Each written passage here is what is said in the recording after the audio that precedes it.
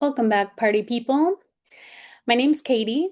I'm here to talk to you about travel, scuba diving, and becoming a better version of yourself.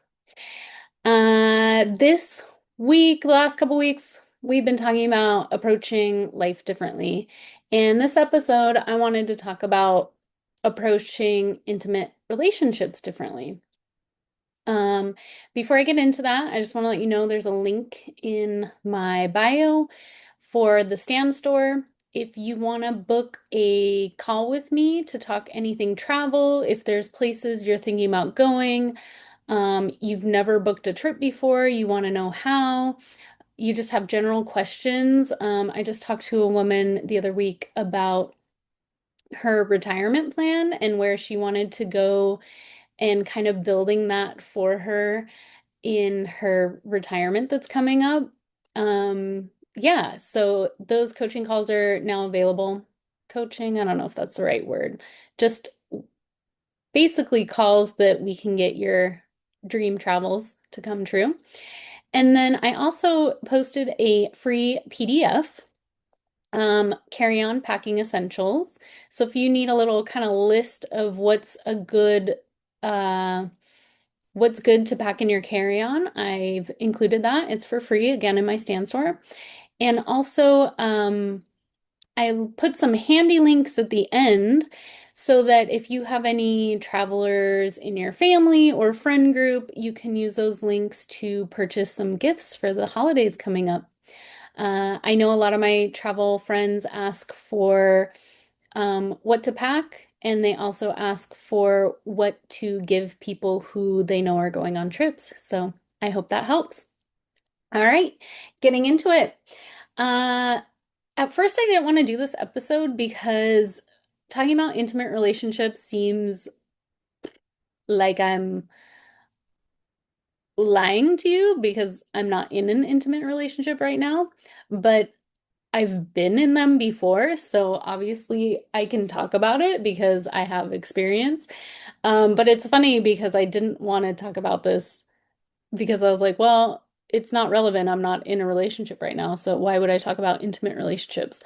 But I think it's super important because I'm seeing a lot of stuff in the socials, TikTok, Instagram, about how a lot of women are choosing to be single right now. And I am not choosing to be single. I just happen to be single. I travel a lot. I haven't met someone who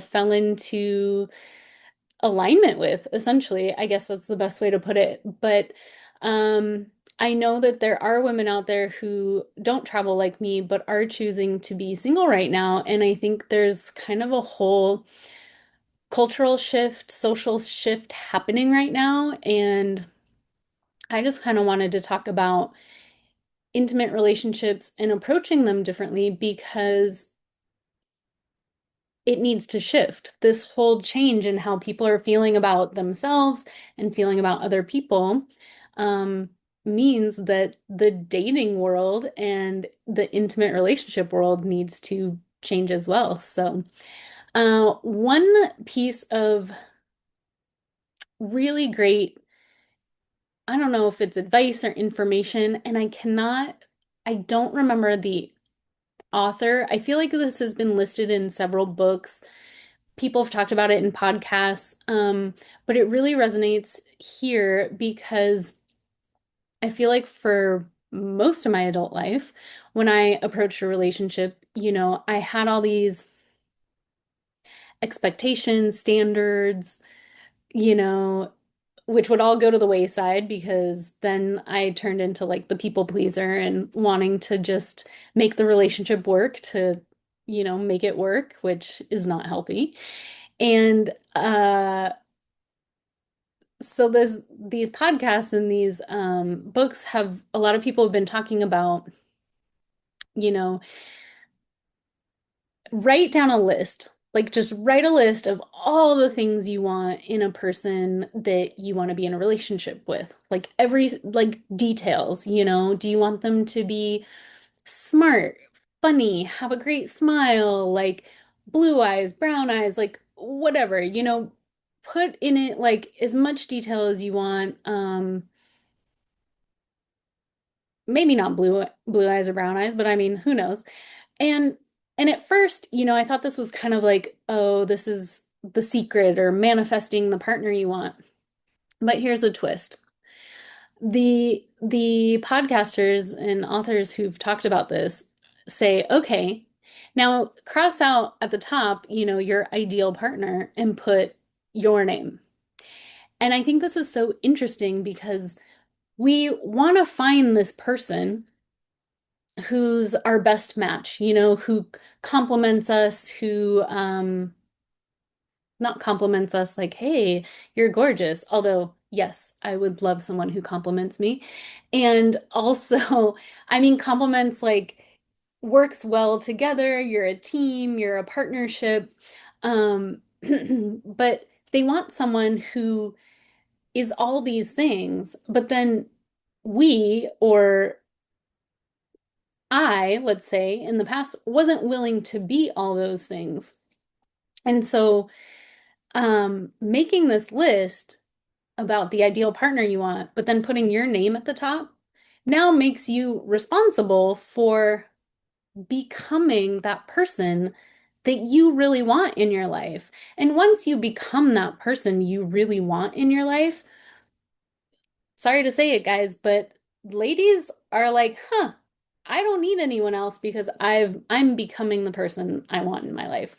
But we don't want to be single, or at least I'll just speak for myself. Like, I don't want to be single. I want to find a partner that enjoys this life with me. I want to travel together. I want to do all these things and share it with someone.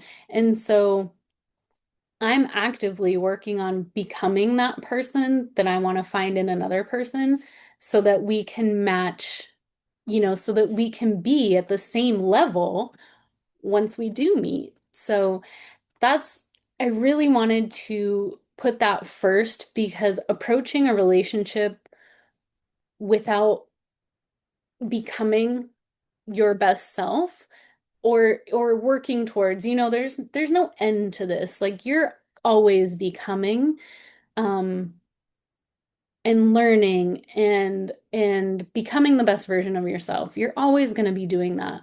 But actively working on it as opposed to like sitting on the couch eating a bag of Doritos and uh watching reruns of like Friends,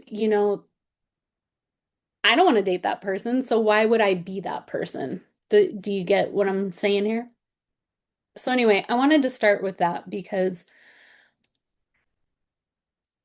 yeah, we want to date someone who's at this, meets all these standards, but we don't want to be that person. So you have to be the person so you can meet that person that's at your level.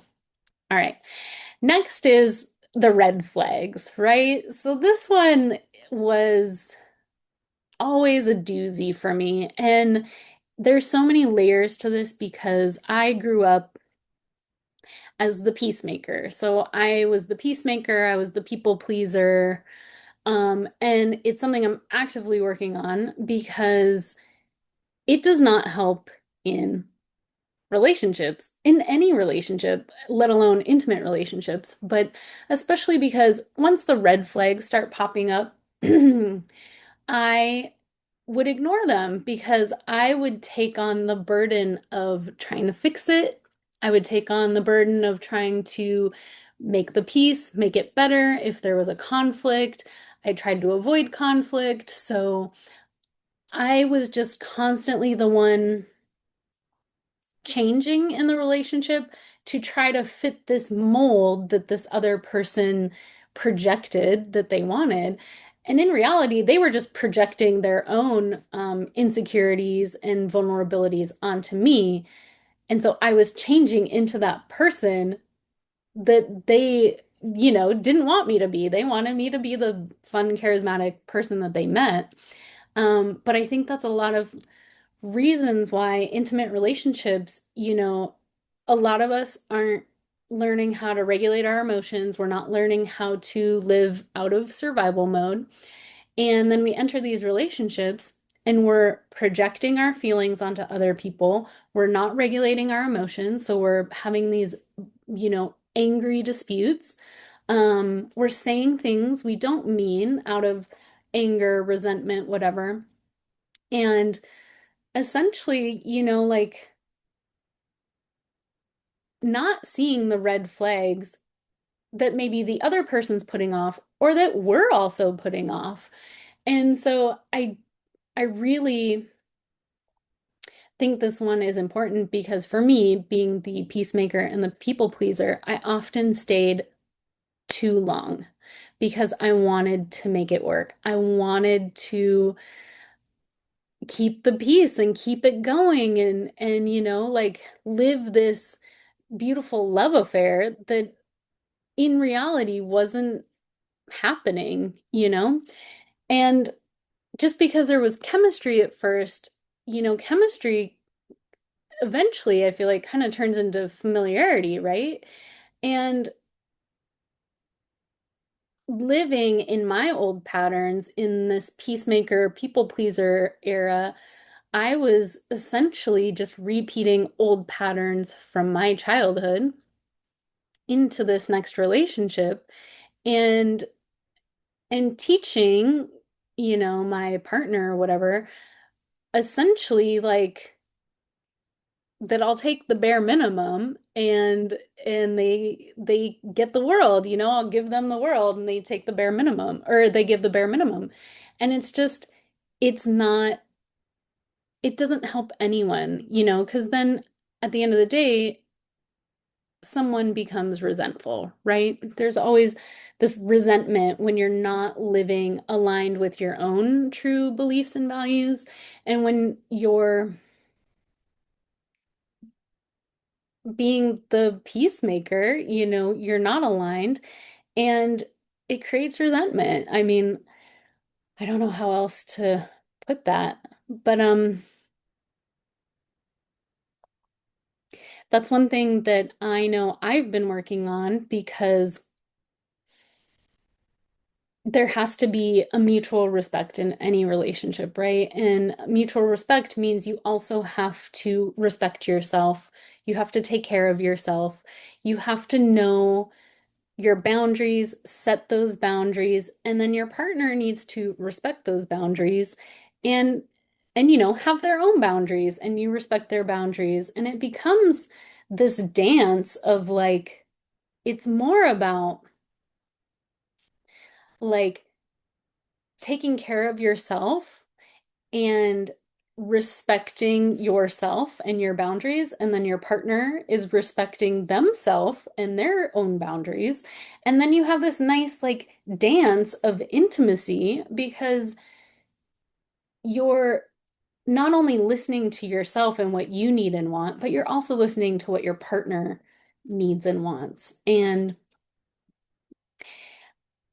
I think that's a good place to start. So that's approaching intimate relationships differently.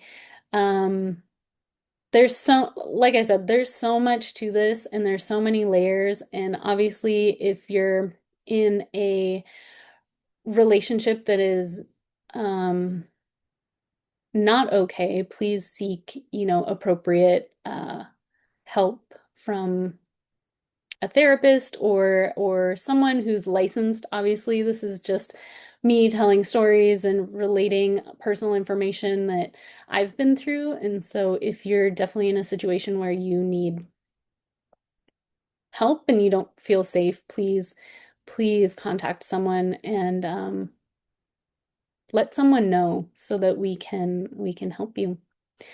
Thanks for joining in. I am gonna do another approach coming up. Not sure yet what it is, so stay tuned.